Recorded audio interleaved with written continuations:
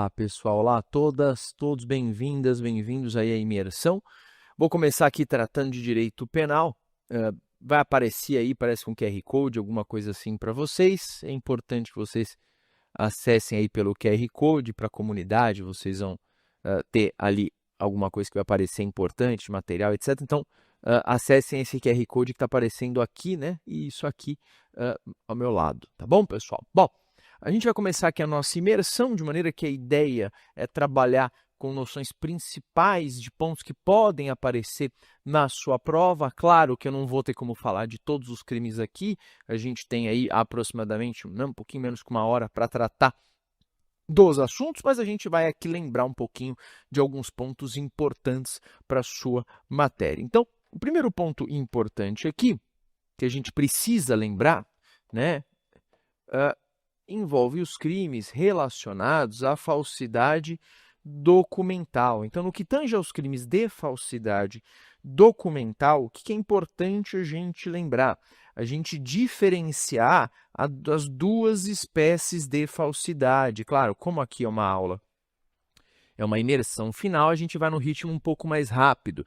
E aí a gente precisa diferenciar falsidade material de falsidade ideológica. É importante para diferenciar essas duas espécies de falsidade é lembrar que a falsidade material é aquela que incide sobre o aspecto físico do documento. Essa é a falsidade material. Ela incide sobre o aspecto físico do documento, ao passo que a falsidade ideológica,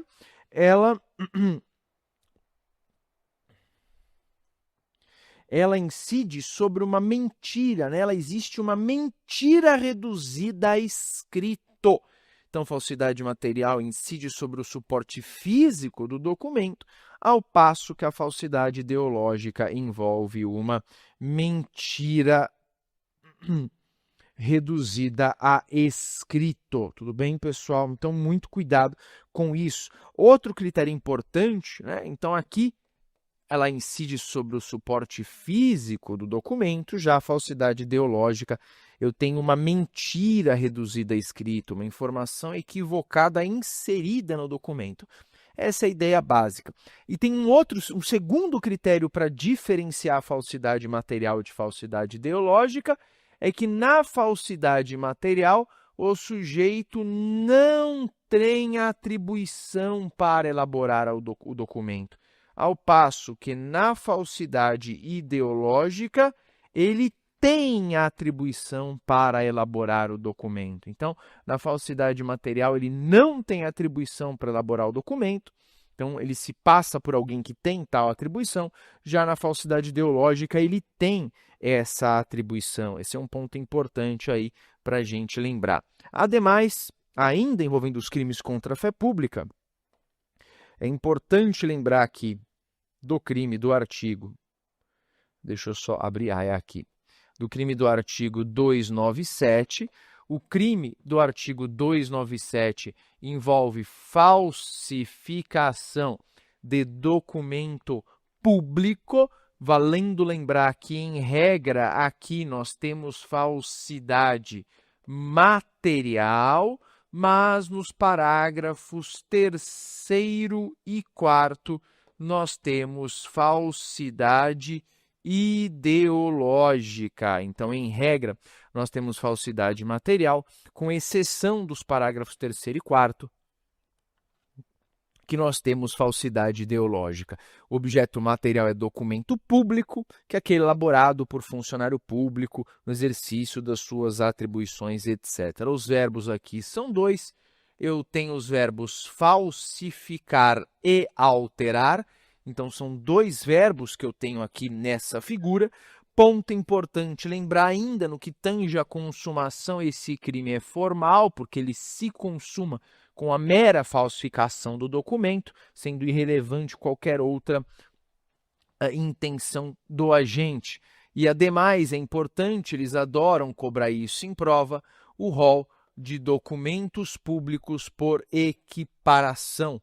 lá do parágrafo 2º. Não vou colocar aqui, mas são os emanados de entidade paraestatal, livros empresariais, ações das sociedades empresárias, testamento particular ou título portador ou transmissível por endosso. Tá legal? Agora temos ainda o artigo 298, que trata do documento, da falsificação de documento particular. Aqui nós também temos falsidade ou falsificação material. Então, aqui nós também temos falsidade ou falsificação material e temos ainda aí a figura do documento particular por equiparação. E o que é considerado aqui como documento particular por equiparação? Os cartões de débito e crédito. Então, os cartões de débito e crédito são considerados documentos particulares por equiparação. Cuidado com isso na prova. Prosseguindo, artigo 299, nós temos aí o crime de falsidade ideológica. No crime de falsidade ideológica, que abrange as seguintes condutas: omitir, então o sujeito omite uma declaração que deveria constar no documento, ou inserir declaração falsa, ou fazer inserir, sendo que a hipótese de fazer inserir é o que se chama de falsidade mediata, porque ele não insere, ele faz inserir. Ademais, aqui nós temos o que se chama elemento subjetivo expresso. Então, aqui nós temos o que se chama elemento subjetivo expresso ou dolo específico, elemento subjetivo expresso ou dolo específico, tá? Aqui, né, quando nós falamos do elemento subjetivo expresso ou do dolo específico, é porque existe uma intenção especial no próprio tipo penal. A intenção especial aqui do agente é de prejudicar direito, criar obrigação ou alterar a verdade sobre fato juridicamente relevante. Então, muito cuidado com isso. Tudo bem, pessoal? Perfeito? Ótimo. Bom, agora, o próximo crime aqui, importante a gente lembrar ainda, né, desses delitos. Falamos desses três, de falsidade documental. 304, crime de uso de documento falso. O verbo aqui é fazer uso. Então, a gente só vai responder por esse crime se ele efetivamente fizer uso do documento. Tá? Ele somente vai responder por esse crime se ele efetivamente fizer uso do documento. Caso ele não faça uso do documento, não vai haver aí como ele ser responsabilizado por esse crime. Então, se alguém encontra o documento na casa dele, no momento de cumprimento de uma busca e apreensão, ele não vai responder, porque, na verdade, eu preciso aí, né, que o agente tenha feito uso do documento. Ainda que atendendo a exigência dos policiais, ele precisa ter feito uso do documento. Próximo crime, crime do 307, crime de falsa identidade. Próximo crime, crime do artigo 307, crime de falsa identidade. Aqui na falsa identidade, o sujeito se identifica ou identifica terceiro de maneira falsa para obter vantagem, proveito próprio ou alheio ou para causar dano a outrem. Esse tipo penal é um tipo penal subsidiário. Por que um tipo penal subsidiário? Porque só responde por esse crime se o sujeito não responder por crime mais grave. Então, ele somente vai responder por esse crime caso não responda por crime mais gravoso. É o tal do soldado de reserva aí de Nelson Hungria. Então, muito cuidado com isso, tudo bem? Agora, Súmula 522.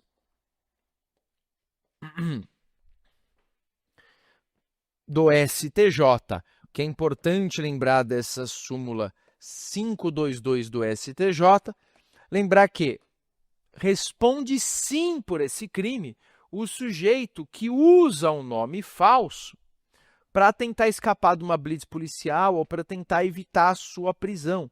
Ele vai responder por esse crime tranquilamente, ele não pode alegar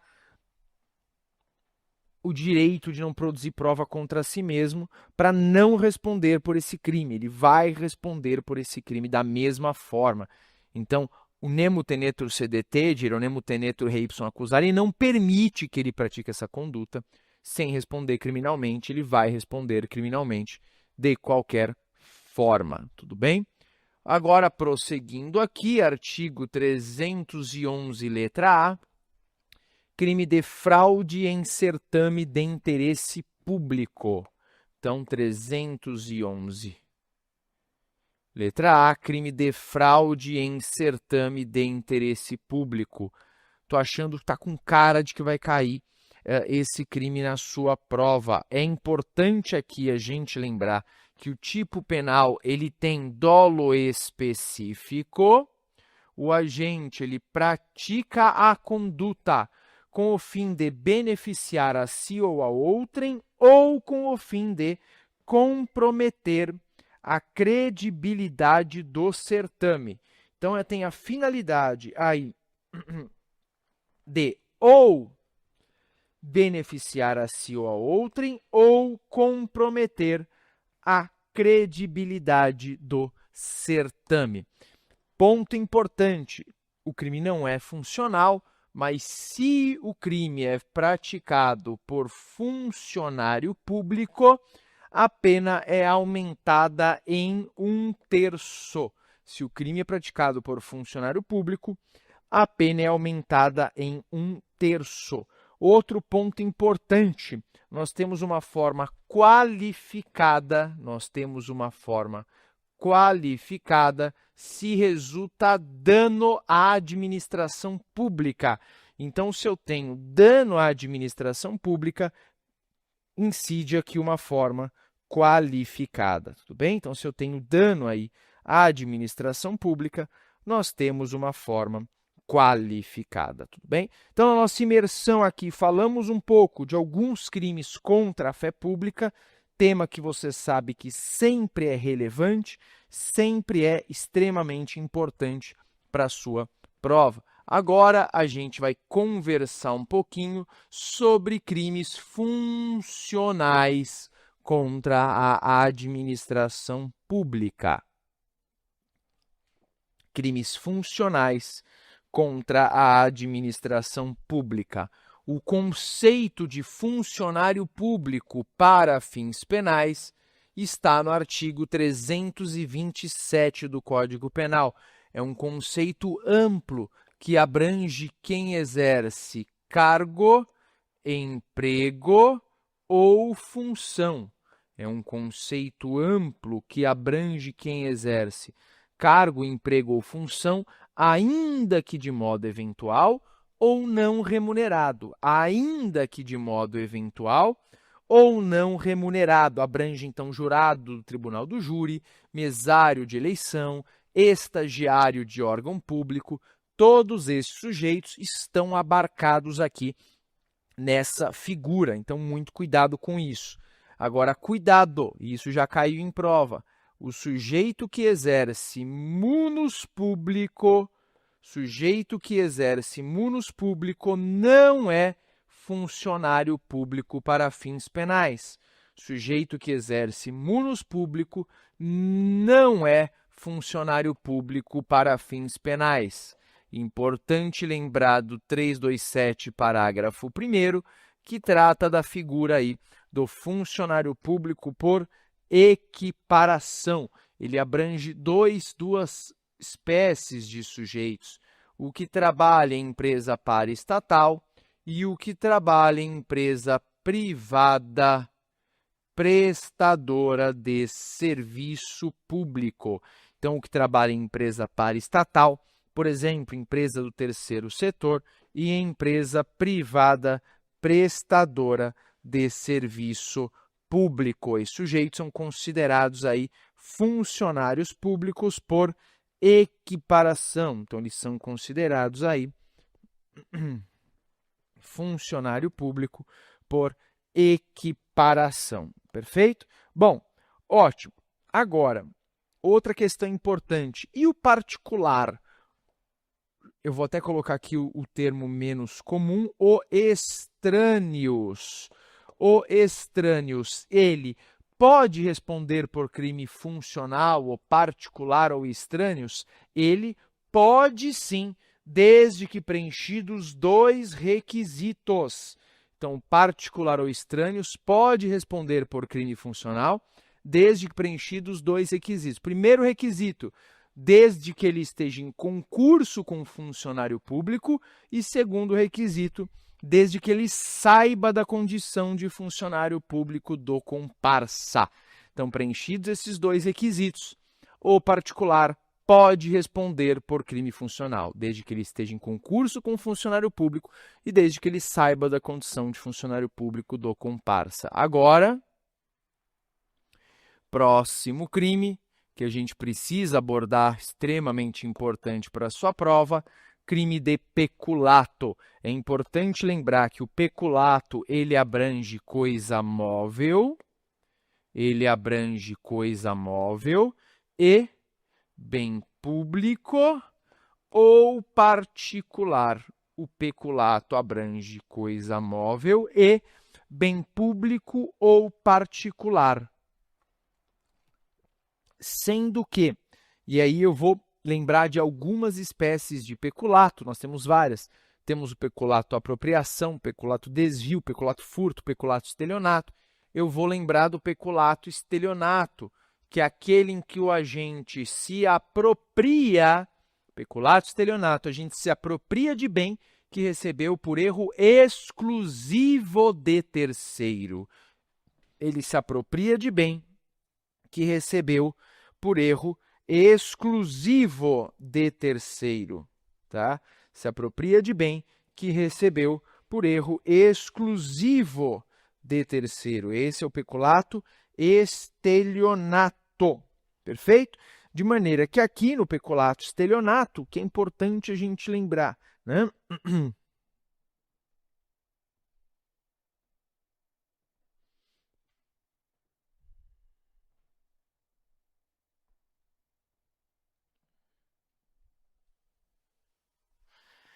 É importante nós lembrarmos o seguinte, que o sujeito aqui, né, ele nessa hipótese, ele também se apropria. E aí vocês vão perguntar, bom, qual a diferença? A diferença do peculato estelionato para o peculato apropriação. No peculato apropriação, o sujeito se apropria de um bem que recebe,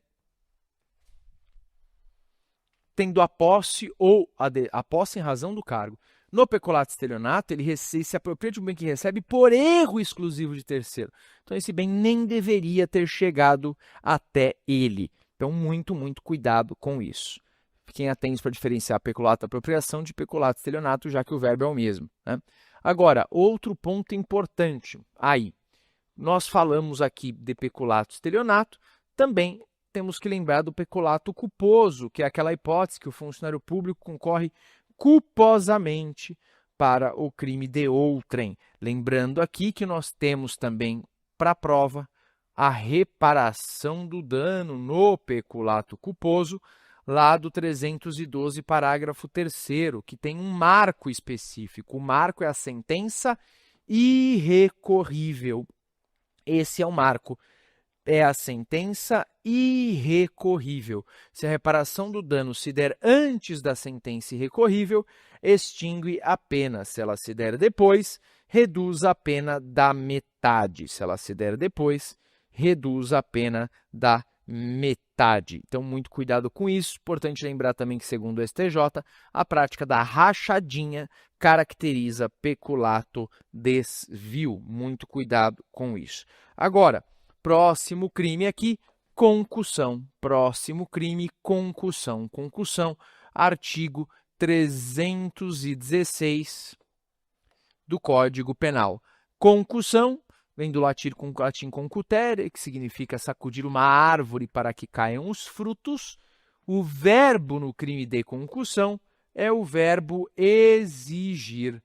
O verbo é o verbo exigir, de maneira que este crime é um crime formal, porque se consuma com a mera exigência da vantagem indevida, e existe o crime de concussão, ainda que o sujeito esteja de férias ou ainda que ele tenha praticado o crime antes de tomar posse. Então, existe o crime de concussão, ainda que o agente esteja de férias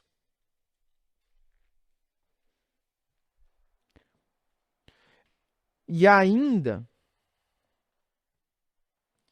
que ele tenha aí, né, que ele não tenha tomado posse. Tudo bem, pessoal? Perfeito?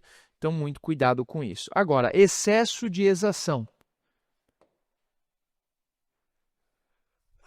Perdão? Excesso de exação. Excesso de exação, 316, parágrafo 1º. Excesso de exação, 316, parágrafo 1º. É uma modalidade específica de concussão. É uma modalidade específica de concussão. Excesso de exação. Aqui o que, que nós temos no excesso de exação? O sujeito exige não qualquer vantagem, mas exige tributo. Ele exige não qualquer vantagem, mas exige tributo. E exige tributo indevido ou devido. E aí você vai dizer, bom, se o tributo é devido, por que existe crime? Porque ele exige tributo devido, mas emprega meio vexatório ou gravoso que a lei não autoriza, mas emprega meio vexatório ou gravoso que a lei não autoriza. Tudo bem? Tá? Então, meio vexatório ou gravoso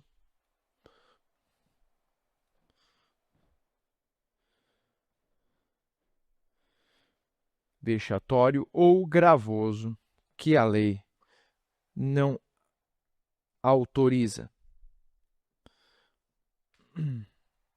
Tudo bem, pessoal? Bom, agora, excesso de exação qualificado. Excesso de exação qualificado. No excesso de exação qualificado aqui que nós temos, o sujeito desvia em proveito próprio alheio o que recolheu indevidamente. O sujeito desvia em proveito próprio alheio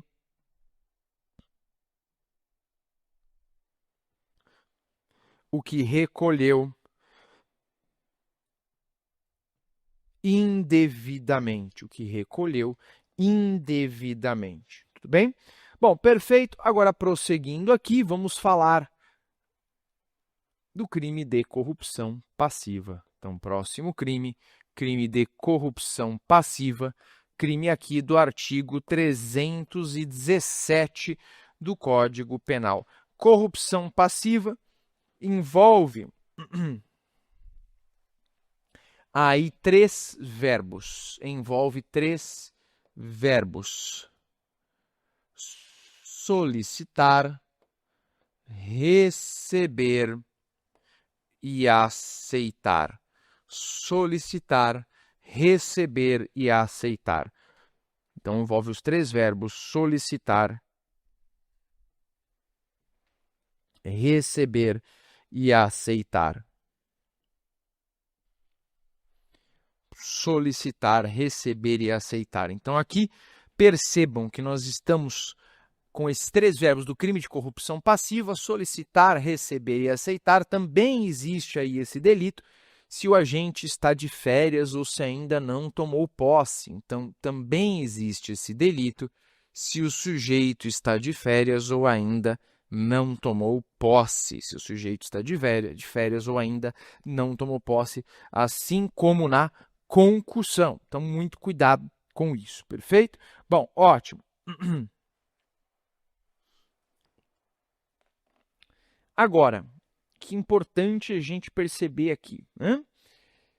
Na corrupção passiva, existe uma discussão. Aliás, antes disso, vamos falar das modalidades. Eu tenho primeiro a corrupção passiva majorada, que é aquela em que o sujeito, em razão da vantagem ou promessa de vantagem, deixa de fazer algo que deveria. Essa é a corrupção passiva majorada. E temos aí a corrupção passiva privilegiada. E temos ainda aí a corrupção passiva privilegiada. Na corrupção passiva privilegiada, ele deixa de fazer o que deveria, cedendo a pedido ou influência de outrem. Ele deixa de fazer o que deveria, cedendo a pedido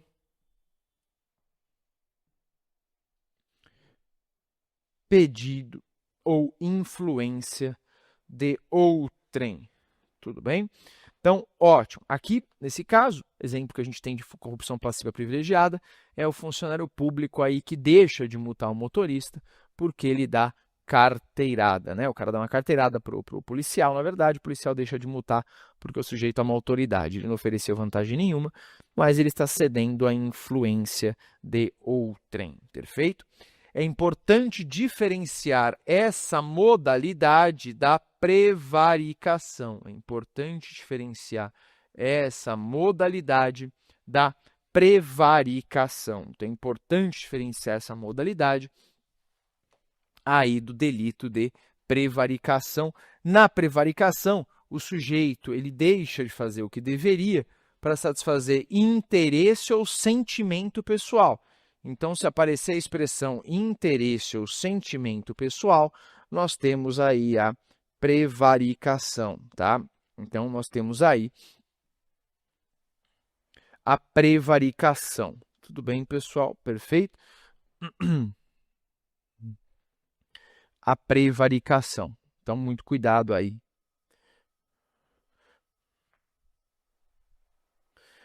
A prevaricação, perfeito? Bom, ótimo. Agora, pessoal,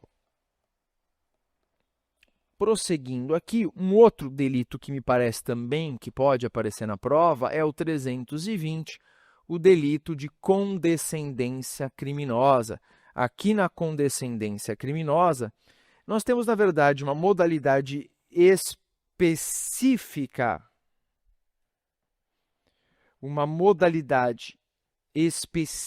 de concussão, em que existe uma falta funcional e o sujeito, o superior, em tendo competência para punir, não pune, ou caso não tenha competência para punir, não leva para quem tenha competência e ele é motivado por indulgência. E ele é motivado por indulgência, que significa brandura, compaixão. E ele é motivado por indulgência, que significa brandura, compaixão. Então, muito cuidado aí com isso, perfeito? Bom, ótimo. Aqui, outro ponto importante também. Artigo 323, vou tratar desse artigo só para a gente ficar mais tranquilo aqui. O nome do crime é abandono de função. Então, o nome do crime é abandono de função. Mas, embora o nome do crime, o nome em iure seja abandono de função, a descrição envolve abandonar cargo. Então, a descrição envolve abandonar cargo. Embora o crime, então, seja abandono de função, a descrição envolve abandonar cargo. Tá? Então, muito cuidado com isso. Crime é abandono de função, mas a descrição envolve abandonar cargo. Então, fiquem atentos aí com esse detalhezinho, né? Porque o nome em iure é diferente aí da descrição do tipo. Tudo bem? Perfeito? Bom, agora a gente vai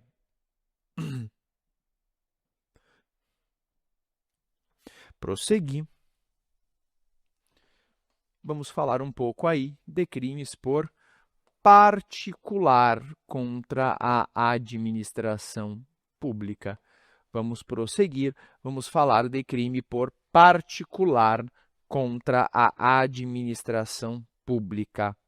Então, a gente está aqui passeando pelo nosso conteúdo, justamente para você ter um pouco mais de tranquilidade aí na sua prova. Então, vamos começar aqui pelo crime do artigo 328.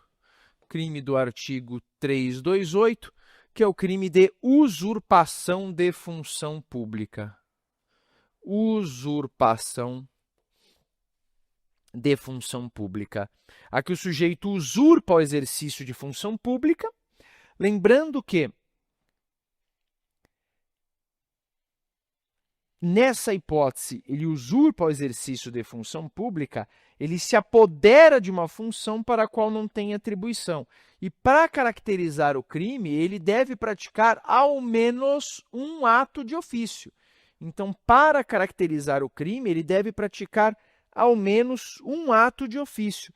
E nós temos uma forma qualificada deste delito se o sujeito obtém vantagem. Nós temos ainda uma forma qualificada deste delito se o sujeito obtém vantagem. Próximo crime agora, crime de resistência. Próximo crime, crime de resistência, artigo 329 do Código Penal. Na resistência, eu tenho a oposição mediante violência ou ameaça.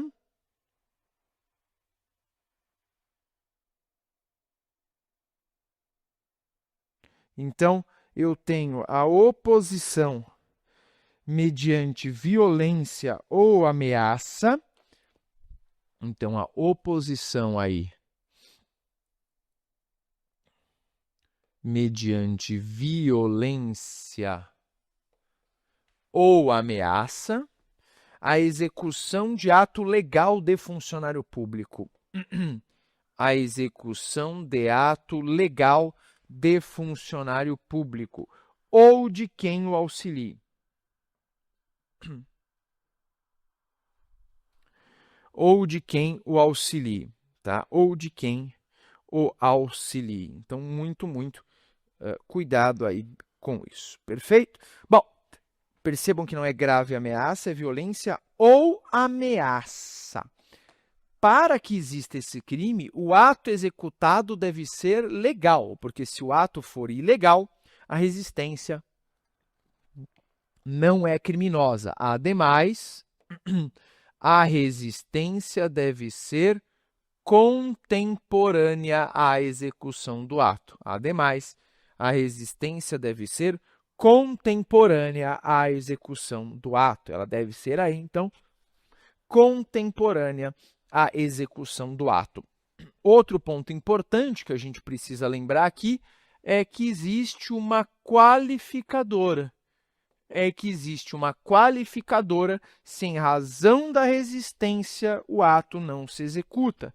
Existe, então, uma qualificadora se em razão da resistência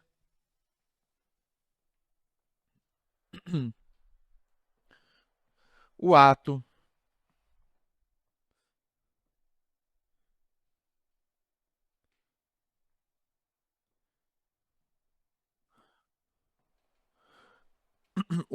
não se executa.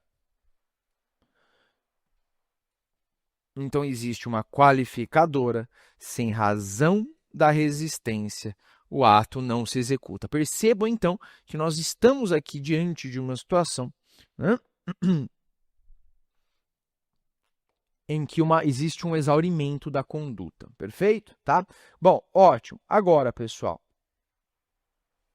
parágrafo 2º. O parágrafo 2º tem caráter aí explicativo, dizendo que a pena desse crime ela vai se aplicar sem prejuízo da pena relativa à violência, tá? Sem prejuízo da pena relativa à violência. Próximo crime aí, desobediência. Próximo crime, desobediência. Artigo 330 do Código Penal, crime de desobediência. Desobediência é o não acatamento da ordem legal de funcionário público. Desobediência aí é o não acatamento da ordem legal de funcionário público. É o que nós chamamos aí de resistência pacífica. É o que nós chamamos aí de resistência pacífica, porque é um não acatamento sem violência ou ameaça. Essa é a peculiaridade aqui dessa figura. Agora, uma pergunta importante.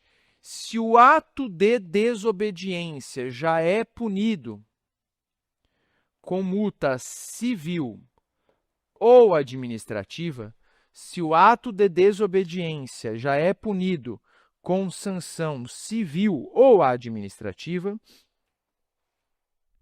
com sanção civil ou administrativa,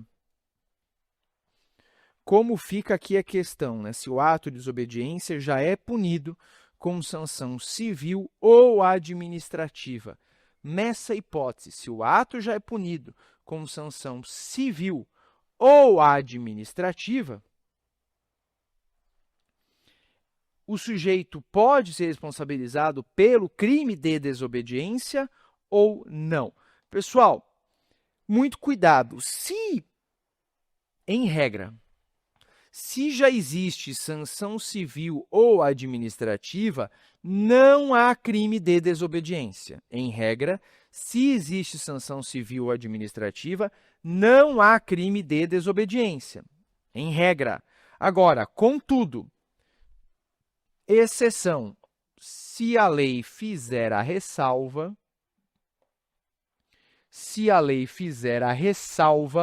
aí o agente responde também pelo crime de desobediência, ainda que tenha sanção civil ou administrativa. Se o agente fizer a ressalva, ele também responde pela desobediência, ainda que tenha sanção civil ou administrativa. Tudo bem? Ponto importante, também julgado pelo STJ, que é o tema 1060, que é a ideia de desobediência e ordem de parada.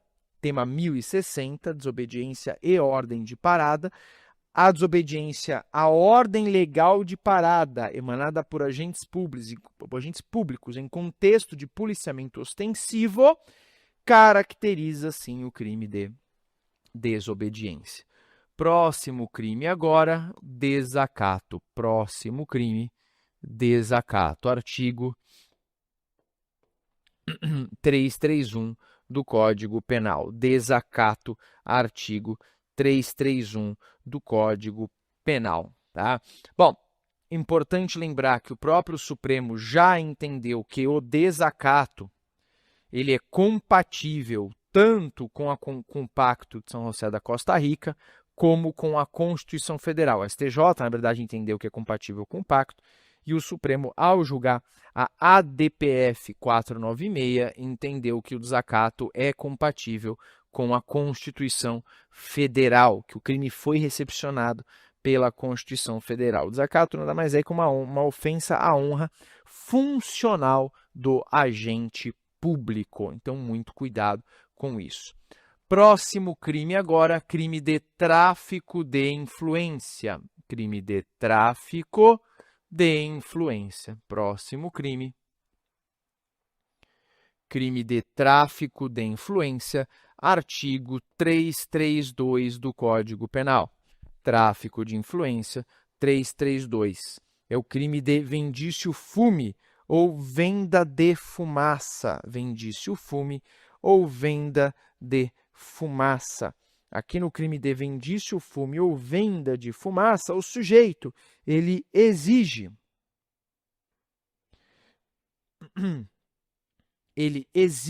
cobra ou obtém vantagem para si ou para outrem, ou promessa de vantagem, a pretexto de influir em ato praticado por funcionário público no exercício da função. Então, ele tenta obter uma vantagem sob o argumento de que é capaz de influir num ato praticado por funcionário público. Então, o crime de tráfico de influência está relacionado a uma suposta influência que ele pode exercer em algum funcionário público de maneira genérica.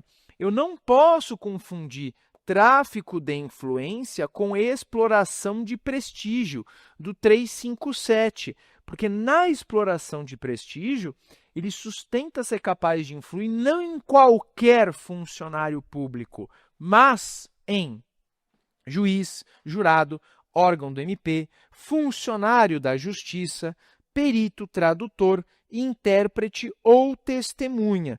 Então, ele sustenta ser capaz de influir em ato praticado por um desses agentes, normalmente relacionados ao sistema de justiça. Então, juiz, jurado, órgão do MP, funcionário de justiça, perito, tradutor, intérprete ou testemunha. Muito cuidado com isso para não confundir aí esses dois delitos, tráfico de influência com exploração de prestígio, perfeito? Bom, agora é importante a gente lembrar aqui do crime de corrupção ativa,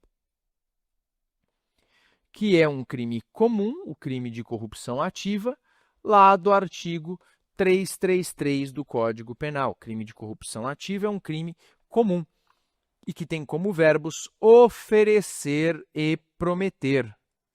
Oferecer e prometer.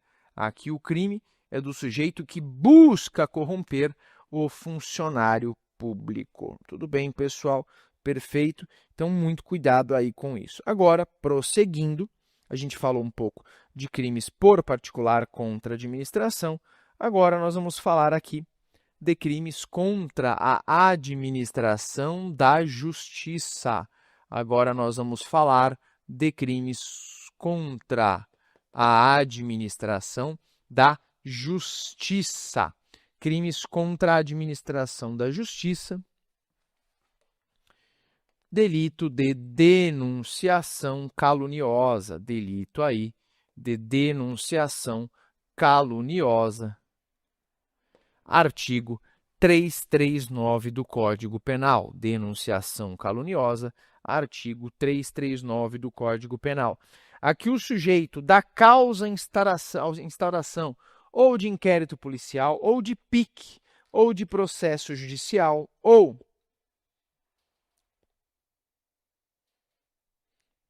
de processo administrativo disciplinar, ou de inquérito civil, ou de ação de improbidade administrativa. E ele imputa a alguém não somente crime, mas ele imputa a alguém crime, além de crime, uma infração também ético-disciplinar, ou ainda imputa a alguém ato ímprobo, ou ainda imputa a alguém ato ímprobo, que o sabe inocente. É muito importante, então perceba que não é só crime, houve alteração desse delito em 2020. Então, ele imputa crime, infração ético-disciplinar ou ato ímprobo, que o sabe inocente, que o sabe inocente. De modo que aqui, nessa hipótese, percebam que o sujeito, nessa situação, ele está aqui agindo da seguinte forma. Ele sabe que o sujeito é inocente, mas dá causa à instauração de um daqueles procedimentos, imputando não necessariamente crime, mas crime, infração ético-disciplinar ou ato ímprobo que o sabe inocente. Ele deve saber da inocência do sujeito. Caso ele não saiba da inocência do sujeito, não há este delito. Aqui, ele imputa o fato a uma pessoa determinada. Então, aqui, ele vai imputar o fato a uma pessoa determinada. Ele imputa a alguém que sabe ser inocente, ainda que o fato seja falso. Se ele imputa a uma pessoa determinada, vai ser denunciação caluniosa, não vai ser comunicação falsa de crime ou contravenção, porque ele imputou a uma pessoa determinada. Tudo bem? Ponto importante, se a imputação envolver contravenção penal, se a imputação aqui envolver contravenção penal, a pena será reduzida da metade. Então, se a imputação envolver contravenção penal, a pena será reduzida da metade. A pena será reduzida da metade. Próxima situação aqui, delito de comunicação falsa. Comunicação falsa de crime ou contravenção. Delito de comunicação falsa de crime ou contravenção. Artigo 340 do Código Penal. Aqui o fato imputado não ocorreu. Aqui o fato imputado não ocorreu. Esse é o primeiro ponto importante para a gente lembrar aqui. Então, o fato imputado aqui sequer ocorreu. Mas, como eu falei, ele não imputa isso a uma pessoa determinada. Porque se ele imputar isso a uma pessoa determinada, aí ele responde pelo 390 e não pelo 340. Então, muito cuidado com isso aqui. Próximo, delito de autoacusação falsa. Próximo delito de autoacusação falsa. Autoacusação falsa, aqui artigo 341 do Código Penal. Aqui o sujeito se acusa perante a autoridade de crime inexistente ou praticado por outrem. O sujeito se acusa perante a autoridade de crime inexistente ou praticado por outrem. A acusação aqui, então, envolve crime. A acusação aqui envolve crime. Crime, tá?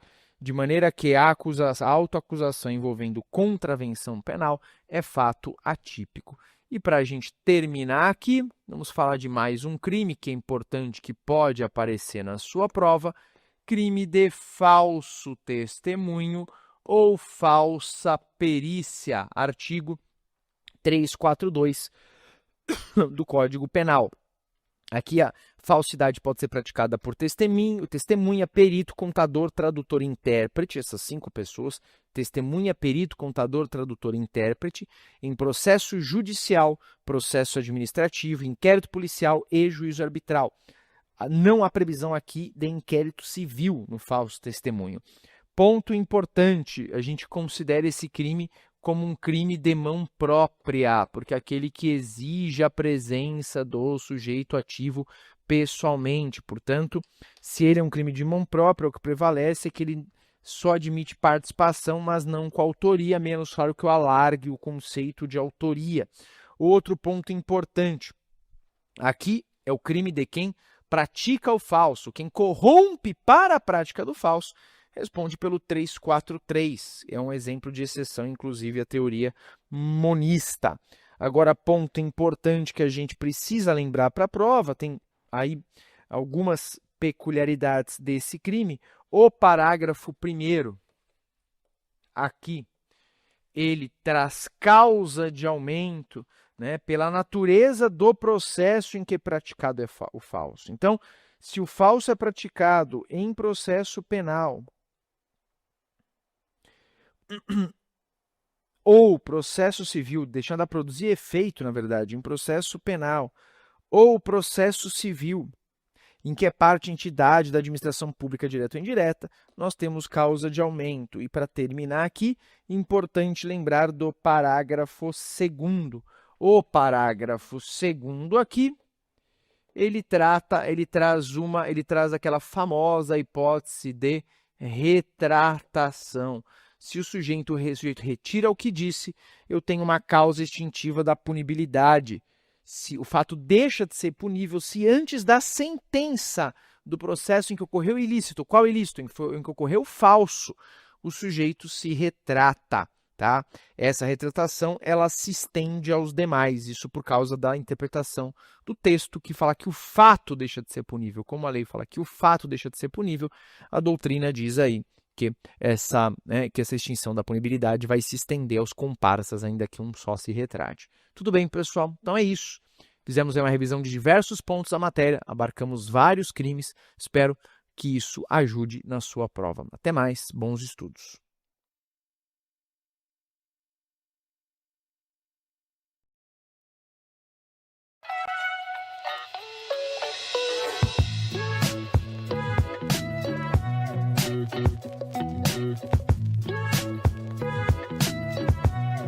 Olá, olá, olá, pessoal, sejam todos muito bem-vindos ao meu curso. Eu sou a professora Marcele Tazuco, professora de processo penal, e estou hoje com vocês para o nosso imersão para o concurso de escrevente do TJ na disciplina de processo penal. Como vocês bem sabem, o imersão ele serve para a gente fazer um apanhado, um resumão dos pontos mais importantes de cada disciplina. Lembrando que algumas dicas pontuais, elas ficarão lá especificamente para o dia do Detona, que é o dia que antecede a prova de vocês. Muito bem, pessoal. Então, para a gente não perder tempo, vamos começar com nossa revisão, nossa super revisão de processo penal para o concurso de escrevente do TJ de São Paulo. Então, bora lá, pessoal. Primeiro ponto que a gente vai tratar são os sujeitos processuais. Os sujeitos processuais, ele na verdade é um tema que a banca gosta muito de trabalhar, principalmente no que tange, no que se refere às suspeições, os impedimentos e as incompatibilidades. Então, como é um tema que eles abordam especificamente suspeições e impedimentos, é isso que a gente vai trabalhar, ok? Não vamos ficar aqui tecendo comentários a respeito de quem é o juiz, qual é a função do juiz, porque isso vocês têm aí de forma bem tranquila na cabeça de vocês. A gente vai focar com relação às hipóteses de suspeição que estão lá previstas no artigo 254 do Código de Processo Penal, as hipóteses de impedimentos que estão previstas no artigo 252 do Código de Processo Penal e as situações de incompatibilidades que estão previstas no artigo 253 do CPP. Então a gente vai começar falando das suspeições, das hipóteses onde o juiz e também o Ministério Público e os serventuários da Justiça poderão ser considerados suspeitos de serem parciais. Então, quais são as situações em que o sujeito processual, o juiz, o Ministério Público ou até mesmo o serventuário da Justiça, logo mais vocês, serão considerados suspeitos de serem parciais. Então, vamos lá. Primeiro, se for amigo íntimo ou inimigo capital de qualquer das partes. Então, se a parte for amigo íntimo ou inimigo capital, num caso, seja do juiz, do Ministério Público ou do serventuário da Justiça, haverá aqui a situação de suspeição. Se ele, seu cônjuge, ascendente ou descendente, estiver respondendo a processo por fato análogo, sobre cujo caráter criminoso haja uma controvérsia. Essa situação, embora pareça bastante complexa, ela acaba não sendo tão complexa assim quando a gente consegue identificar e entender o que o legislador quis trazer. Vou colocar aqui na posição do juiz, ok? Então, se o juiz, o cônjuge, o ascendente ou o descendente, eles estiverem respondendo a um processo exatamente parecido com o que o juiz está ali analisando sobre um fato análogo, um fato onde não tem uma decisão já pacificada, onde precisa se criar ali um precedente. E aí o juiz fala, poxa, meu filho está sendo processado por um outro magistrado, mas está sendo processado sobre esta mesma circunstância onde ainda não se decidiu nada a respeito disso. Então, eu acho que eu vou abrir um precedente. E mesmo que não seja ali o entendimento dele, ele vai criar um entendimento para favorecer o cônjuge, o ascendente ou o descendente, para favorecer no outro processo que esteja lá este familiar respondendo com relação a um fato parecido com o que ele está julgando, ok? Outra situação também que envolve a suspeição traz assim, se ele, o cônjuge ou parente, consanguíneo ou afim, até terceiro grau inclusive, sustentar, demanda ou responder a processo que tenha de ser julgado por qualquer das partes. Esse acaba sendo mais simples. Vamos imaginar que o juiz esteja atuando como magistrado num processo em que uma das partes, vamos colocar aqui a vítima, é o juiz, é o promotor no caso. Veja, o juiz, ele está julgando um processo em que a vítima é um outro juiz. E aí, este outro juiz tem lá na vara dele, ele tem ali um processo do cônjuge, do ascendente, do descendente deste juiz que está julgando o processo dele. Então vai acabar de uma forma subjetiva, influenciando os ânimos aí para que dê uma decisão favorável a esta vítima, que é o magistrado, que é o juiz, para que esse juiz possa lá no outro processo favorecer este ascendente ou descendente do magistrado que está julgando, ok? A outra situação, se tiver aconselhado qualquer das partes. Vamos imaginar que o juiz esteja num churrasco e aí chega uma pessoa e fala: eu sei, fiquei sabendo que você é juiz, eu queria que você me desse um conselho. E aí o juiz dá todo o conselho necessário para aquela situação, para aquela lide. E aí, de repente, o juiz percebe que caiu na vara dele justamente o processo da pessoa que ele tinha dado o conselho. Ele vai ser considerado suspeito de ser parcial, até porque ele deu o caminho das pedras que ele entende que é o caminho correto. Outra situação, se o juiz, o Ministério Público ou o Serventuário da Justiça for credor ou devedor, tutor ou curador de qualquer das partes. Esse não precisa, né, explicar nem exemplificar, porque está autoexplicativo, é uma situação clara.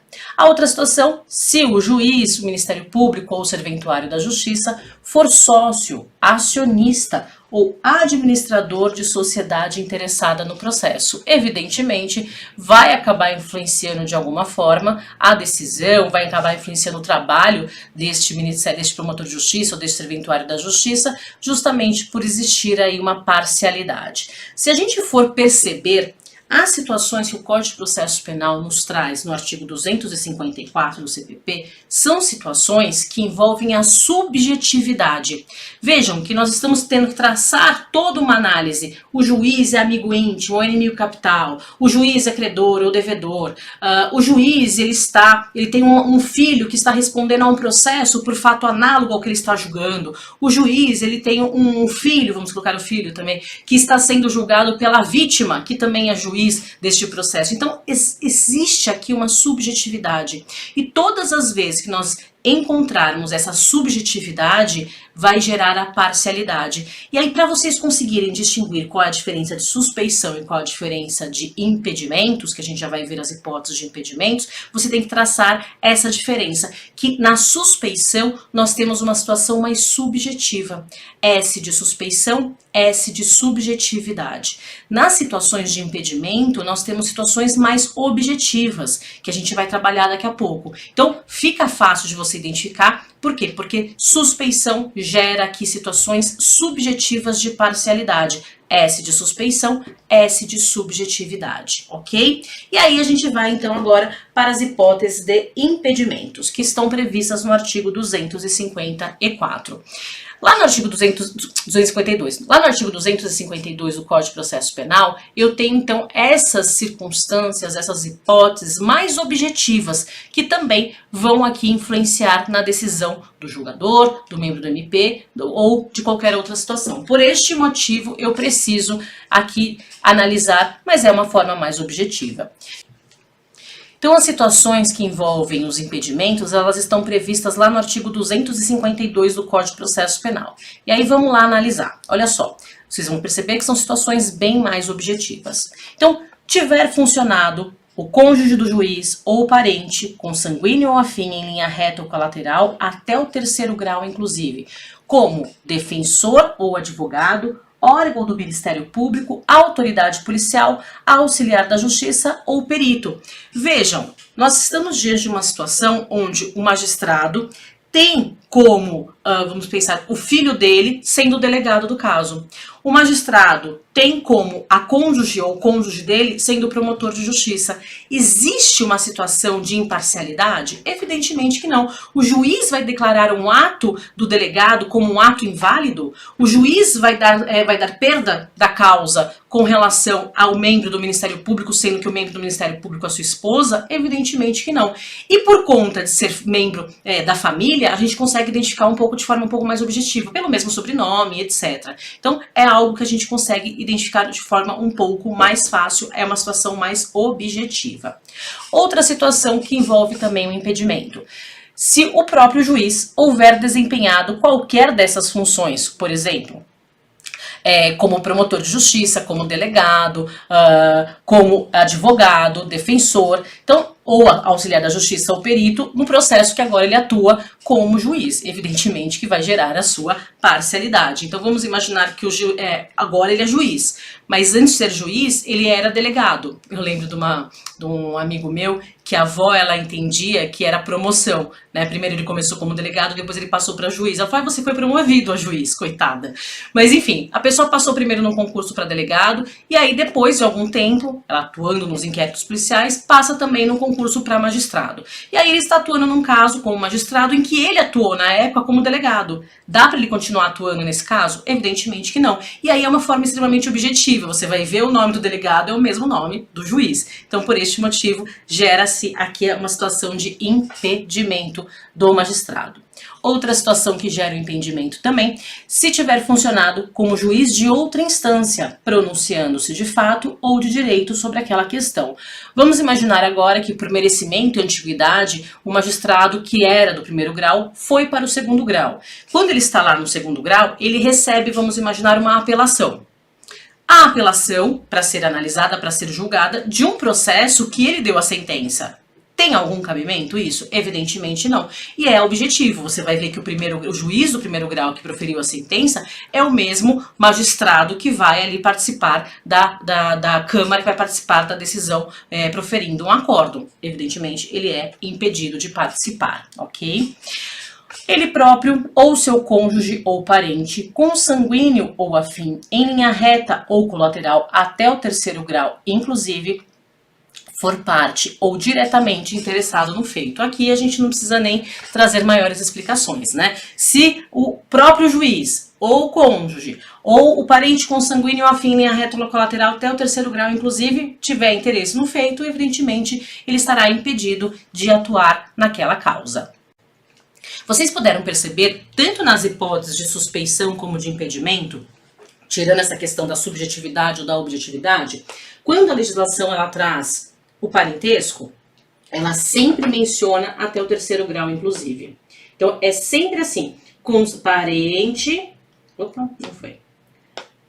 parente, consanguíneo afim em linha reta colateral até o terceiro grau, inclusive. Outra situação aqui, parente, consanguíneo afim em linha reta colateral até o terceiro grau, inclusive. A outra situação de suspeição. Vamos imaginar que a gente tem aqui uma situação de suspeição. Também, olha só, parente. Não foi. Parente, consanguíneo ou afim até o terceiro grau, inclusive. Então, vamos imaginar que dentre as alternativas, você tem ali alternativas que envolvam até o terceiro grau, inclusive, e aí até o quarto, até o quinto grau, inclusive. Até o quarto, até o quinto grau, inclusive, você já exclui, porque você já sabe que tanto situações de suspeição como de impedimentos, elas vão somente até o terceiro grau, inclusive com relação ao parentesco. Tudo bem? Então você já trabalha, já consegue eliminar aí algumas alternativas que sabendo que estão incorretas, ok? Muito bem. Essas são as situações que envolvem, então, a suspeição e os impedimentos. E aí a gente tem as incompatibilidades. As incompatibilidades, elas estão previstas no artigo 253 e elas vão ficar mais a critério, mais envolvendo ali o segundo grau, porque envolvem órgãos colegiados. São situações que vão gerar o afastamento do magistrado quando envolver órgãos colegiados. E aí o 253 ele fala o seguinte: nos juízos coletivos não poderão servir no mesmo processo os juízes que forem entre si parentes, consanguíneos ou afins, em linha reta ou colateral, de novo, até o terceiro grau, inclusive. Então, olha só, nos juízes coletivos, juízes colegiados, eu não posso ter, vamos imaginar aqui, no TJ, eu tenho ali numa Câmara 3 desembargadores que vão julgar aquele recurso. Eu não posso que, dentre esses 3 desembargadores, um seja, na verdade, pai do outro. Então, eu tenho o desembargador pai, o desembargador filho e a esposa do desembargador. Não existe isso. Então, eu preciso que exista ali essa imparcialidade entre os juízos coletivos. Por isso que, quando tem parentesco, vamos imaginar que eu tenha, no Tribunal de Justiça de São Paulo, eu tenho algumas situações de desembargadores que são parentes entre si. E eles vão ficar alocados cada um em uma Câmara, justamente para não dar nenhum tipo de situação de impedimento. E aqui, como vocês podem verificar, temos também a mesma situação do parentesco até o 3º grau, inclusive. Muito bem. E aí, 2 pontos importantes que nós temos com relação aqui aos sujeitos processuais, para que a gente possa mudar de tema. O artigo 255, ele fala que o impedimento ou a suspeição decorrente de parentesco por afinidade, ou seja, afinidade, afins, casamento, ok? Então, qual é o parentesco por afinidade? Sogra, sogro, cunhado, genro, nora, esse é o parentesco por afinidade. Então, as situações que envolvem o impedimento e a suspeição decorrente de um parentesco por afinidade cessará quando houver a dissolução do casamento, exceto se vieram descendentes, exceto se desta relação matrimonial nós tivermos aí descendentes, sobrevieram filhos. Mas ainda que dissolvido o casamento sem descendentes, não poderá atuar como juiz o sogro, o padrasto, o cunhado, o genro ou enteado de quem for parte no processo. Então, essas são situações que deverá ser afastado. O magistrado não poderá atuar se ele for sogro ou sogra, padrasto ou madrasta, cunhado ou cunhada, genro ou nora, ou enteado ou enteada de uma das partes do processo, mesmo que tenha dissolvido o casamento sem descendentes, ok? E a outra situação é que a suspeição não poderá ser declarada nem reconhecida quando a parte injuriar o juiz ou de propósito der motivo para criar essa animosidade. Aqui é uma situação óbvia, né? Então, vamos imaginar que eu, advogada, eu não gosto daquele magistrado, porque eu sei que ele é um magistrado condenador, que ele adora condenar, ele vai condenar o meu cliente. Então, para afastar aquele juiz, eu gero uma situação, uma animosidade, fico injuriando o juiz para ele pegar raiva de mim e aí acabar criando esta situação. Isso não vai afastar esse juiz, porque quem deu causa foi a defesa, quem deu causa foi o Ministério Público, etc. Então, se esta animosidade tiver sido causada por uma das partes, evidentemente que não existirá aí o afastamento do magistrado. E o artigo 274 do Código de Processo Penal prevê que as hipóteses de suspeição serão estendidas aos serventuários da Justiça, como vocês bem sabem. E aí a gente já vai passar para o próximo tema, que são os atos de comunicação no processo. Aqui a gente vai ter a ideia da citação, da intimação e da notificação. Então, os atos de comunicação no processo estão previstos no artigo 351 e vão até o artigo 372 do Código de Processo Penal. A gente começa falando da citação. Citação pessoal. Bom, aqui a gente tem que pensar, vou focar mais na citação. A gente tem que pensar que nós temos 3 espécies genéricas de citação. Ou a citação vai ser pessoal, que é a regra, ou ela vai ser por hora certa, ou ela vai ser por edital. Então, de forma genérica, nós temos essas 3 modalidades de citação. A citação pessoal, ela vai ser subdividida em outras espécies, seriam subespécies, tá? Então, primeiro a gente vai falar da citação pessoal, que tem subespécies, e ela é a regra no processo penal. Então, primeiro, a citação pessoal como regra, ela deve ser feita através do oficial de justiça com mandado de citação. Então, juiz expede o mandado de citação, o oficial de justiça pega e vai citar o acusado pessoalmente, cara a cara. A outra modalidade de citação que nós temos é a citação precatória, é por carta precatória. A citação por carta precatória, ela vai acontecer quando o acusado estiver em um estado ou em uma outra cidade diferente do juízo processante. Então vamos imaginar que a ação penal dele esteja sendo processada aqui na cidade de São Paulo, capital, mas agora ele está morando lá no Rio de Janeiro ou está morando em Ribeirão Preto. O oficial de justiça daqui de São Paulo não pode ir até o Ribeirão Preto ou ir até o Rio de Janeiro para citar o acusado. Por este motivo, a citação ela será realizada através da carta precatória. O juízo processante, que é o juízo da ação penal, envia a carta precatória, que hoje em dia é por e-mail, né? Mas a carta precatória para o juízo, vamos pensar, lá de Ribeirão Preto ou do outro estado, e aí o juízo de Ribeirão Preto ou do outro estado, se for o caso, vai expedir a carta, a citação, o mandado de citação, expedir o mandado de citação, o oficial de justiça daquela cidade de Ribeirão Preto pega ali aquele mandado de citação e realiza a citação pessoalmente. Depois que foi realizada a citação pessoalmente, volta todas as formalidades, as informações para o juízo processante a demonstrar que foi realizada a citação. Essa é a citação por carta aplicatória. A citação por carta rogatória, ela também é a citação pessoal. Entretanto, como é que ela vai funcionar? A citação por rogatória, por carta rogatória, vai acontecer quando o acusado estiver residindo em país diferente do juízo processante. Então, se ele estiver morando nos Estados Unidos, a ação penal dele está sendo processada no Brasil, ele está morando agora nos Estados Unidos, na Argentina, na Europa, em qualquer país da Europa, a gente vai realizar a citação através de carta rogatória. E funciona mais ou menos da mesma forma. Obviamente tem outras formalidades que envolvem aí outras situações, inclusive precisa de cooperação, mas a ideia seria da mesma forma de mandar para o juízo do outro país, o juízo do outro país realiza a citação e depois devolve para o juízo processante. Essa é a citação por carta rogatória. E aí nós temos a citação do militar, que também vai ser realizada pessoalmente. Vamos imaginar que o militar esteja sendo julgado pela justiça comum. A gente não está falando da justiça militar, tá? Ele está sendo julgado pela justiça comum mesmo. Como é que ele vai ser citado? A citação do militar, ela vai acontecer através do seu superior hierárquico, ou seja, será, na verdade, enviado este mandado de citação para o superior hierárquico do militar e o superior hierárquico do militar vai realizar a citação do seu subordinado. Então, a citação é feita pelo superior hierárquico. A citação do funcionário público, como é que funciona? Serão expedidas duas, vamos colocar assim, dois mandados de citação. Um é o mandado de citação efetivamente, o outro é uma notificação, vamos colocar dessa forma, para o chefe da repartição onde esse funcionário público atua.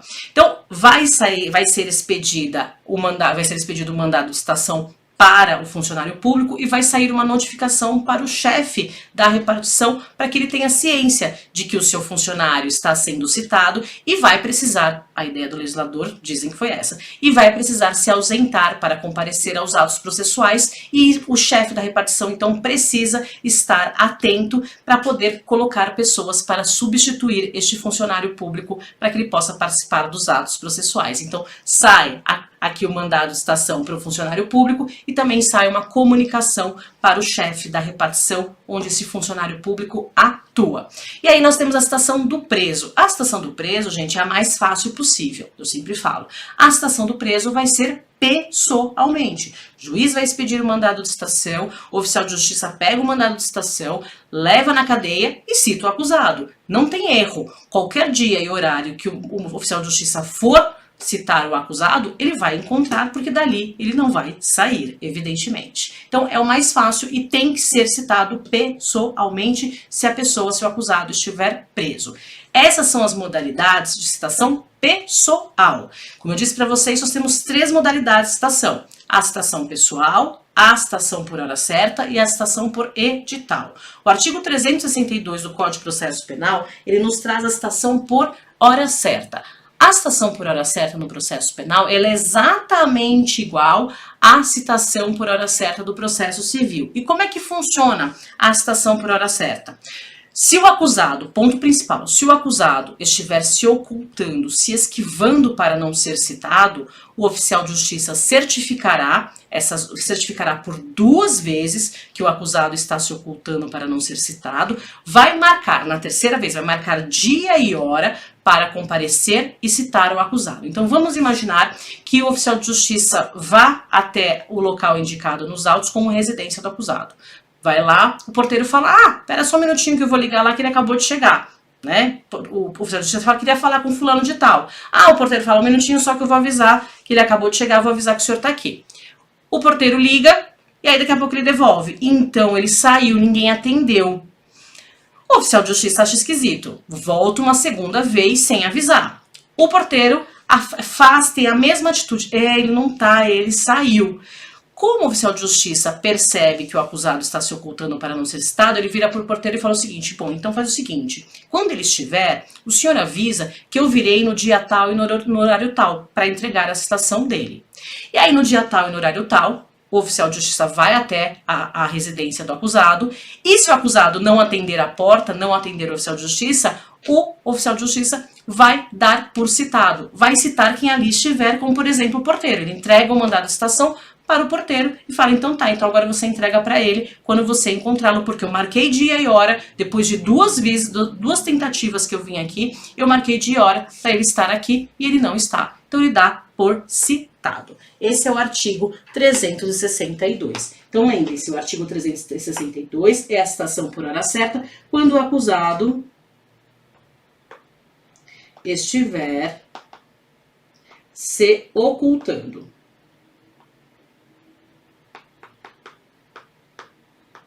Esta é a ideia da citação por hora certa. E aí a gente tem a citação por edital. Como vai funcionar a citação por edital? A citação por edital, ela vai acontecer quando o acusado estiver em local incerto ou não sabido ou de difícil acesso. Então, acusado, local incerto ou não sabido. Se o acusado estiver em local incerto ou não sabido ou de difícil acesso, não tem como citá-lo. Por este motivo, vai se expedir a citação por edital, vai se afixar este edital ali por 15 dias e depois que realizar ali o prazo da citação por edital, como efeito da citação por edital, nós vamos ter a suspensão do processo e a suspensão do prazo prescricional. Por que vai suspender o processo e o prazo prescricional? Porque o acusado efetivamente não sabe que foi citado. A citação por edital, ela é considerada ficta. Por este motivo, o artigo 366 do Código de Processo Penal prevê que, depois de realizada a citação por edital, o processo vai ficar suspenso, bem como o prazo prescricional também deverá ficar suspenso. Ou até que o acusado apareça ou constitua advogado, ou até conforme a súmula 415 do STJ, ou até que extrapole aí o prazo da prescrição do crime. Então, o prazo prescricional, por exemplo, do crime é de 16 anos, o processo vai ficar suspenso por 16 anos. Depois de 16 anos, passou esse prazo prescricional, termina a suspensão. Vejam que nós estamos usando o prazo da prescrição para manter o processo suspenso. É isso. Então, o processo ficará suspenso pelo prazo da prescrição do crime. É isso que a súmula 415 do STJ traz. Mas, como efeito, a regra é que suspende o processo e o prazo prescricional por conta da citação por edital. Essas, então, foram as nossas modalidades de citação dentro dos atos de comunicação do processo. E agora nós vamos falar de procedimentos. Vamos adentrar na esfera dos procedimentos e vamos abarcar aqui, a gente vai trabalhar o procedimento ordinário, o procedimento sumaríssimo e o procedimento da primeira fase do tribunal do júri, para a gente poder falar um pouquinho a respeito também dos recursos. Ok? Então a gente vai começar falando dos procedimentos. Assim, só para a gente relembrar a parte inicial de procedimentos comuns, lembrem-se que o legislador ele se utilizou como parâmetro a pena máxima em abstrato. Então, como é que você vai saber se é procedimento ordinário, sumário ou sumaríssimo G-CRIM? Se a pena máxima em abstrato, a pena máxima do crime, for maior ou igual a 4 anos, o procedimento será o ordinário. Se a pena máxima for maior do que 2 e menor do que 4, nós teremos o procedimento sumário. E se a pena máxima for menor ou igual a 2 anos, ou for uma contravenção penal, nós teremos aqui o procedimento sumaríssimo. Então, nós temos lá no artigo 394 o parâmetro da pena máxima para determinar aí os procedimentos comuns. O tribunal do júri que nós vamos trabalhar, a primeira fase, tanto a primeira como a segunda fase, ele vai ser o procedimento para julgar os crimes dolosos contra a vida, sejam eles tentados ou consumados, bem como os crimes conexos, ok? Então vamos começar falando do procedimento ordinário. O procedimento ordinário, no fundo, é o nosso procedimento base, se a gente for pensar. Até porque a maior parte dos crimes do nosso ordenamento jurídico, eles têm pena máxima maior ou igual a 4 anos. Então, ele é nosso procedimento base. E aí a gente tem aqui a linha do tempo com relação ao procedimento. Vou colocar aqui para vocês. Aqui. Então, eu vou ter a ocorrência de um fato criminoso, muito provavelmente depois do fato criminoso será instaurado o inquérito policial. O inquérito policial, só para vocês lembrarem, embora vocês não tenham aí no edital de vocês, é só para vocês se lembrarem, ele serve para colher elementos de autoria, elementos informativos de indícios de autoria e prova de materialidade, para investigar. Finalizou o inquérito policial, os autos serão encaminhados para o titular da ação penal. Quem é o titular da ação penal pública? Ministério Público. O Ministério Público vai ter aqui algumas opções. Ou ele poderá oferecer a denúncia, se existirem indícios de autoria e provas de materialidade, ou ele poderá requerer novas diligências, se ele entender que o inquérito policial não é suficiente para oferecer a denúncia, ou ele poderá determinar o arquivamento, se realmente não existem indícios de autoria ou provas de materialidade, mesmo depois da investigação, ou se ainda for possível, for cabível, conforme o artigo 28A do Código de Processo Penal, ele pode oferecer o acordo, um acordo para que não haja ação penal, ok? Aqui é importante só para vocês saberem quais são as possibilidades do Ministério Público. Muito bem, vamos imaginar que o Ministério Público, encontrando indícios de autoria e prova de materialidade, ele ofereça a denúncia. É neste momento que ele vai arrolar suas testemunhas. As testemunhas que serão arroladas serão até 8 testemunhas, por réu e por fato. Então, o Ministério Público, a acusação pode arrolar até 8 testemunhas por réu e por fato. Oferecida a denúncia, conforme ali os requisitos do artigo 41 que nós temos da denúncia, os autos serão encaminhados para o juiz. Neste momento, o juiz deverá analisar esta denúncia, que é uma petição inicial, e se entender que essa denúncia ela é inepta, ela falta pressuposto processual, falta condição da ação ou falta justo motivo, justa causa, ele rejeita a denúncia. Se o juiz entender que essa denúncia está ok, preenche as formalidades legais, ele recebe a denúncia e manda citar o acusado. As modalidades de citação que nós falamos, pessoal, por hora certa ou por edital. Citação realizada, no prazo de 10 dias, a defesa deverá apresentar sua resposta à acusação e é o momento que a defesa deverá, então, arrolar as suas testemunhas, até 8 testemunhas por réu e por fato. O prazo de 10 dias no processo penal, ou melhor, o prazo no processo penal, deverá ser contado de forma corrida e precisa se iniciar e terminar em dias úteis. Então, se inicia e termina em dias úteis. Iniciado o prazo de 10 dias com a realização da citação. Então vamos imaginar que citou no domingo, porque o oficial de justiça pode citar qualquer dia. Citou no domingo, o prazo para apresentar a resposta à acusação se inicia na segunda, porque é dia útil. Citou na sexta, eu preciso que o prazo se inicie no próximo dia útil. Logo, vai se iniciar na segunda. Sempre começa e termina em dias úteis, contando de forma corrida, tendo aqui no meio do prazo o final de semana ou feriado, a gente computa da mesma forma. Aí foi apresentada a resposta à acusação, no prazo correto. Depois de apresentada a resposta à acusação, os autos voltarão para o juiz. E o juiz agora tem 3 oportunidades, 3 possibilidades. Ou ele vai marcar, receber novamente a denúncia e marcar a audiência, que deverá ser realizada em até 60 dias, ou o juiz vai rejeitar tardiamente a denúncia nos mesmos fundamentos. Rejeitar tardiamente a denúncia porque ela é inepta, porque falta pressuposto processual ou condição da ação, ou por falta de justa causa, justo motivo para a ação penal. Então ele pode rejeitar a denúncia tardiamente. Ou o juiz poderá absolver sumariamente. Esta absolvição sumária é a absolvição do artigo 397 do Código de Processo Penal. É extremamente importante que vocês se lembrem que a absolvição sumária 397 possibilita o juiz absolver o acusado antes da produção efetiva da prova. É uma absolvição antecipada. E só vai acontecer se existirem causas manifestas de excludente de ilicitude, causas manifestas de excludente de culpabilidade, salvo a inimputabilidade, quando houver uma situação de atipicidade ou uma situação de extinção de punibilidade. Lembrando que as situações de extinção de punibilidade são aquelas previstas no artigo 107 do Código Penal, ok? Então o juiz só poderá absolver sumariamente nestas circunstâncias: excludente de ilicitude, excludente de culpabilidade, exceto a inimputabilidade, atipicidade ou extinção de punibilidade. Vamos imaginar que o juiz ele não rejeitou a denúncia e não absolveu sumariamente. Então ele recebeu novamente a denúncia e marcou a audiência. Como eu disse no procedimento ordinário, a audiência deverá ser realizada num prazo de até 60 dias. Aí no dia da audiência nós vamos ter então a oitiva das partes e das testemunhas. A primeira oitiva, conforme o artigo 400 do Código de Processo, é a oitiva da vítima. Depois das testemunhas de acusação, aquelas que foram arroladas na denúncia, depois das testemunhas de defesa, aquelas arroladas na resposta à acusação.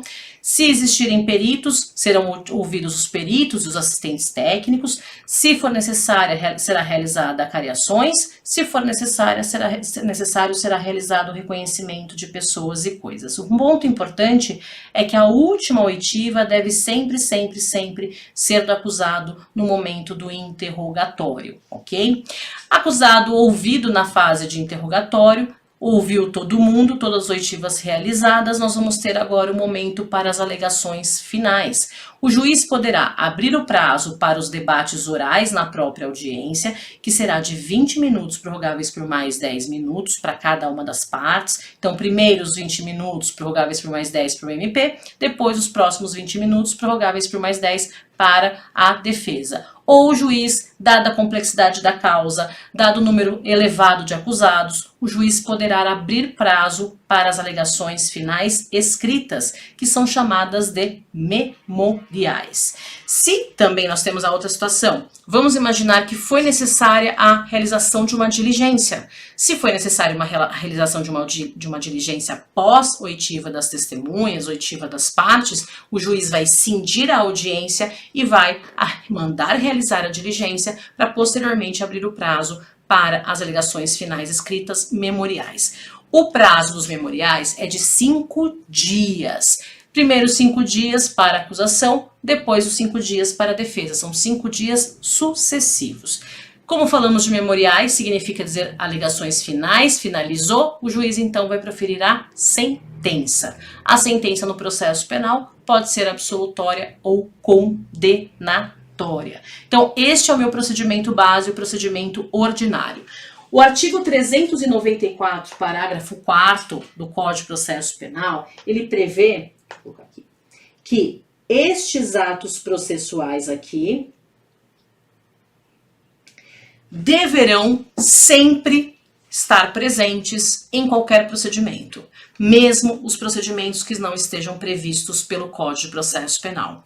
Então vamos imaginar que uma determinada legislação traga o procedimento, como por exemplo a lei de drogas, traga um procedimento e no procedimento trazido pela lei de drogas ou qualquer legislação, nós não tenhamos estes atos processuais. Que atos processuais, Marcele?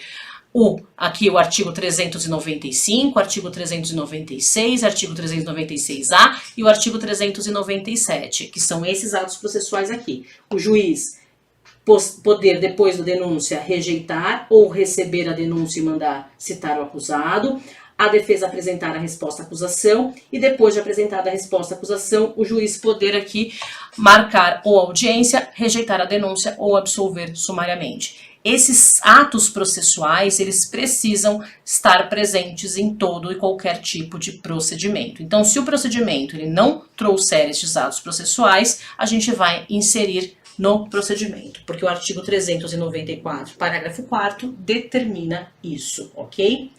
Muito bem.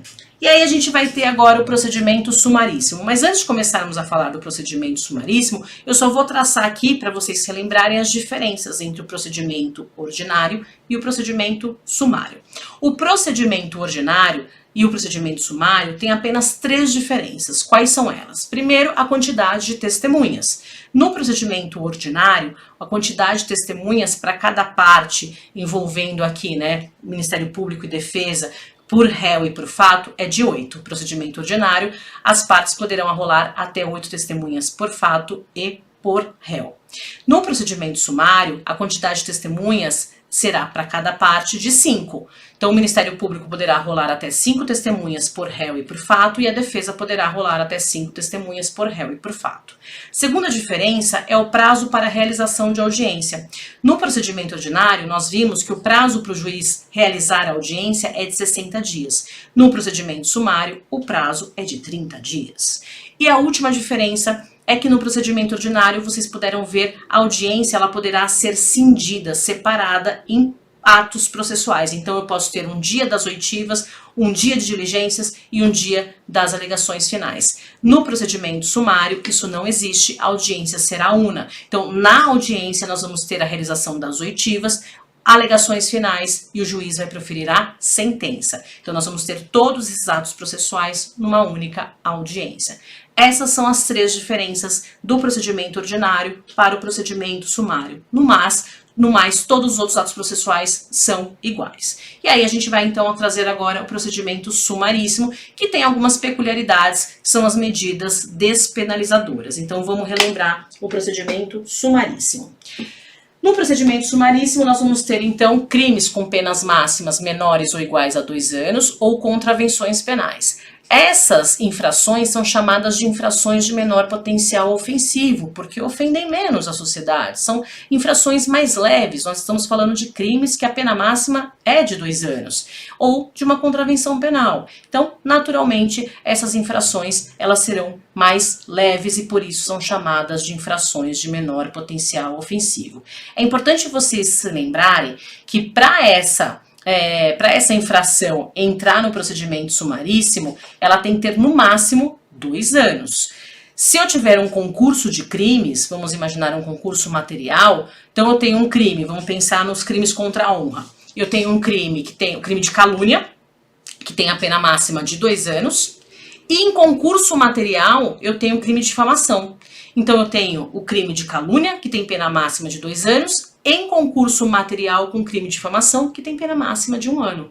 Se eu somar a pena máxima de 2 anos com a pena máxima de 1 ano, já sai do procedimento sumaríssimo, e aí nós vamos ter, então, o encaminhamento dos autos para o procedimento sumário, porque deu 3 anos, ok? Então, a pena máxima com concurso de crimes, com qualificadoras, tem que ser no máximo de 2 anos. Perfeito? Então, vai ser analisado na hora de verificar qual é o procedimento, você vai analisar as circunstâncias que envolvem as qualificadoras, que envolvem causas de aumento e que envolvem causas de diminuição e concurso de crimes, para saber qual é o procedimento. Então, se atentem a isso, porque se eu tiver um crime que tem pena máxima já de 2 anos em concurso, pode ser material ou formal, com qualquer outro crime, aí já vai sair do procedimento sumaríssimo. Então, aqui nós temos crimes com penas máximas de 2 anos ou contravenções penais, porque são, na verdade, infrações mais leves e o procedimento acaba sendo mais célere,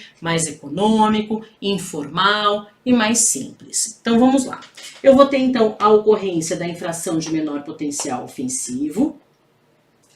Não será instaurado inquérito policial, será lavrado o termo circunstanciado de ocorrência. Da mesma forma, o artigo 69 traz que não haverá prisão em flagrante, desde que o autor do crime se comprometa a comparecer a todos os atos processuais. Então, lavrado o termo circunstanciado, nós vamos ter o encaminhamento das partes para a audiência preliminar. Essa audiência preliminar, vejam que é uma audiência sem ação penal. Tá? Ela é preliminar mesmo. Essa audiência ela vai servir para a composição de danos civis, indenização civil mesmo, dentro do GCRIM, dentro da esfera penal. O objetivo é que as partes se componham civilmente e não tenha necessidade de ingressar com a ação penal. Então, o ponto importante da composição de danos civis, o ponto importante é o efeito. Se for um crime de ação penal privada ou um crime de ação penal pública condicionada à representação, percebam, são ações penais que dependem da vítima se manifestar para que comece a ação penal privada e ação penal pública condicionada à representação. Se eu tiver crimes dessas ações penais e houver a composição de danos civis, a vítima abrirá mão, renunciará ao direito de queixa-crime e renunciará ao direito de representação. Ela abre mão de ingressar com a ação penal. Então, é uma forma de finalizar antes mesmo de começar o processo. Mas vamos imaginar que não houve a composição de danos civis, os autos então serão encaminhados para o Ministério Público. O Ministério Público vai analisar se é caso de arquivamento. Se não for caso de arquivamento, ele vai oferecer a transação penal. Só para lembrar, transação penal é o acordo realizado entre o Ministério Público e o autor do crime. Agora a vítima não entra mais. Ministério Público e autor do crime, para que não haja ação penal e ele cumpra ali algumas contrapartidas. Obviamente que o autor do crime tem que cumprir ali alguma coisa, ele vai cumprir uma pena restritiva de direitos, mas não vai ter ação penal. É um acordo.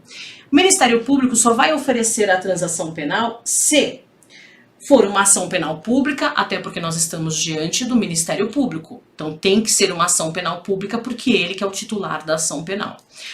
E, aqui é mais, o agente não tiver se beneficiado, e por qualquer benefício pode ser um ANPP, uma transação penal, uma suspensão condicional do processo, nos 5 anos anteriores. E por último, inexistência de sentença definitiva à pena de prisão. Sempre lembrando que esses são requisitos cumulativos. Então, tem que ser uma ação penal, porque é o Ministério Público que oferece, o agente não pode ter sido beneficiado com qualquer benefício nos 5 anos anteriores, e ele não pode ter uma condenação definitiva a uma pena de prisão, ok? Muito bem. Ministério Público verificou, não é cabível a transação penal, ou então, cabível a transação penal, ele ofereceu, o autor do crime não aceita a transação penal. Se não aceitar a transação penal, os autos então permanecem com a MP e agora ele vai oferecer a denúncia. Oferece a denúncia e juntamente com a denúncia, aqui ele poderá, vou colocar aqui, juntamente com a denúncia, se for o caso, ele poderá oferecer a suspensão condicional do processo, que é o artigo 89 da Lei 9.099. Então, o Ministério Público vai analisar se existem os requisitos para a suspensão condicional do processo. Quais são os requisitos? Primeiro, a pena mínima, em abstrato, tem que ser menor ou igual a 1 ano. Não existir processo ou condenação contra o agente. Então, ele não pode estar sendo processado nem ter uma condenação, mesmo que não definitiva. E as circunstâncias sejam favoráveis. Então, o Ministério Público verificou, não foi possível a transação penal, mas o crime tem pena mínima menor ou igual a 1 ano, e ele não tem um processo anterior, não está sendo processado ou não foi condenado anteriormente, MP oferece a suspensão condicional do processo. O que é a suspensão condicional do processo? O processo ficará suspenso enquanto, pelo período de 2 a 4 anos, o acusado cumpre determinadas condições. Que condições? Comparecimento periódico em juízo, recolhimento domiciliar noturno, recolhimento domiciliar nos dias de folga. São essas condições que ele vai cumprir pelo período de prova, que é chamado período de 2 a 4 anos. Fez isso bonitinho. Durante esse período, o processo ficou suspenso. Finalizou essas condições pelo período de prova, o processo volta e ele terá extinta a punibilidade. Também é uma vantagem, uma medida despenalizadora. Mas caso não seja possível a suspensão condicional do processo também, vejam, não foi possível a composição de danos civis, não foi possível a transação penal, não foi possível a suspensão condicional do processo, agora não tem muito o que fazer, né? Vamos seguir adiante. O Ministério Público vai continuar o processo, vai determinar aqui que o juiz expeça o mandado de citação. Então, os autos vão para o juiz para que ele possa expedir a citação. A citação, gente, vai ser para a audiência mesmo, tá? Aí agora o negócio flui. Então, oferecida a denúncia, se expede o mandado de citação para a audiência. Se as partes quiserem, elas poderão arrolar as testemunhas até 5 dias antes da audiência, se quiserem. Se não, podem levar as testemunhas ali sem intimação.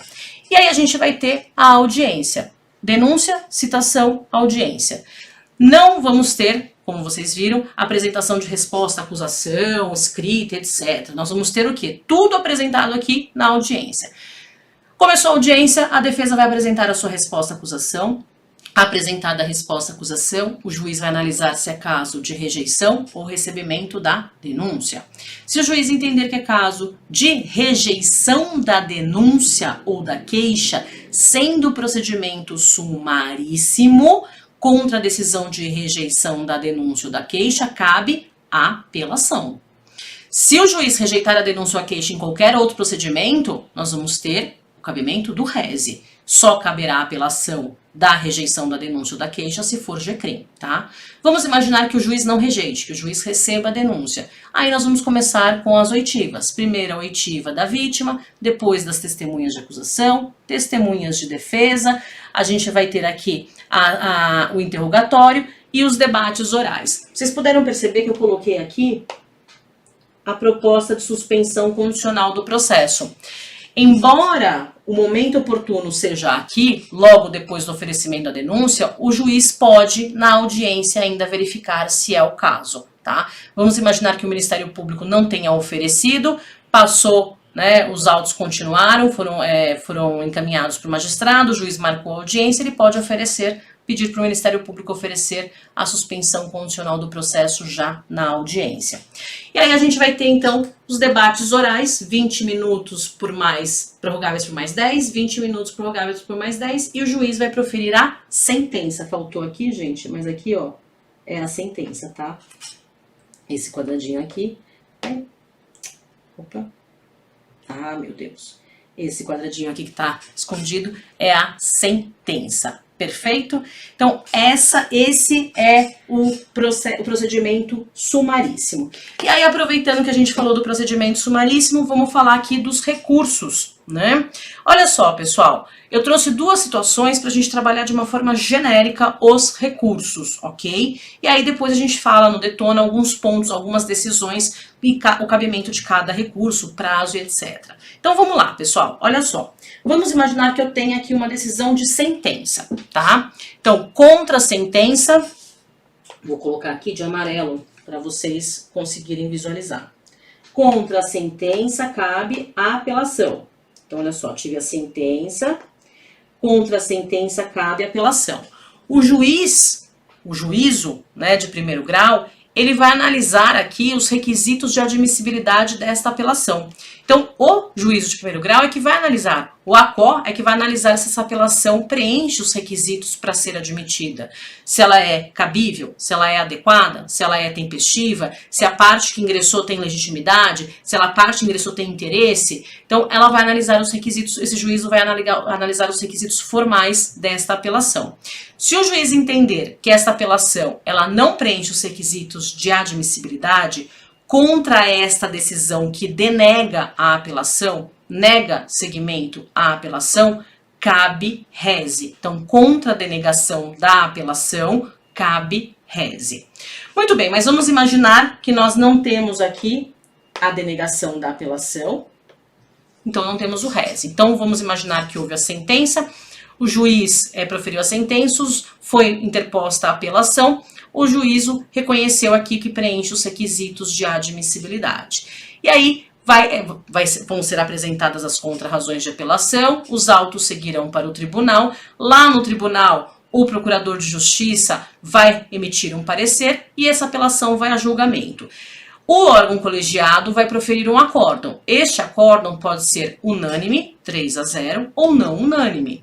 Se o acórdão for não unânime, contra a decisão de um acórdão não unânime, desfavorável ao acusado, serão cabíveis os embargos infringentes e ou de nulidade. Então, lembrem-se, os embargos infringentes e ou de nulidade somente serão cabíveis contra acórdão não unânime, desfavorável ao acusado, e aí tendo sido proferido da análise de um recurso. O acórdão, que foi o não unânime, ele só foi proferido por conta de uma apelação, que é um recurso. E sendo desfavorável ao acusado, cabe os embargos infringentes e ou de nulidade. Esses embargos infringentes e ou de nulidade serão analisados pelo mesmo órgão colegiado que analisou a apelação e proferiu este acórdão não unânime. Entretanto, nós teremos a ampliação desta Câmara com mais 2 julgadores. Então, eu tinha 3 julgadores que analisaram a apelação e proferiram o acórdão não unânime. A defesa opõe os embargos infringentes e ou de nulidade. ela vai para esses mesmos julgadores e aí há uma ampliação com mais 2 julgadores. Então agora eu tenho 5 julgadores para analisar os embargos infringentes e ou de nulidade. Esses embargos serão analisados, será proferido um acórdão. Contra este acórdão, agora sim, vai ser cabível o recurso especial se houver a violação à norma infraconstitucional, ou será cabível o recurso extraordinário se houver a violação à norma constitucional. O recurso especial será julgado pelo STJ e o recurso extraordinário será julgado pelo STF, ok? Marcele, mas vamos imaginar que o acórdão que você falou anteriormente tenha sido unânime. Então eu não vou ter aqui acórdão não unânime, eu não vou ter isso aqui. Vamos imaginar então, deixa eu até apagar aqui, que aí eu vou fazer diferente.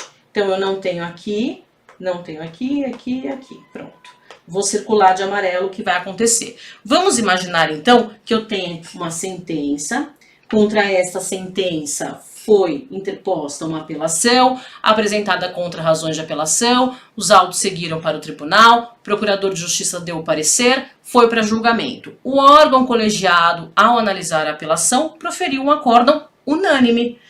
Acórdãos unânimes possibilitam, do TJ mesmo, a interposição de recurso especial, se houver a violação à norma infraconstitucional, ou interposição de recurso extraordinário, se houver a violação à norma constitucional.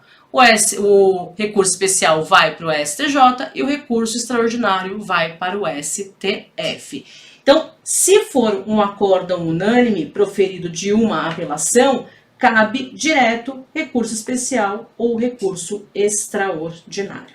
E aí, para a gente finalizar, nós temos aqui uma outra situação que envolve a fase recursal, só que agora, ao invés de ser cabível a apelação, vai ser cabível o rese. Então, vamos imaginar o seguinte, vamos imaginar que tenhamos tido uma decisão de pronúncia, deixa eu colocar aqui, decisão de pronúncia, que é aquela decisão que finaliza a primeira fase do tribunal do júri.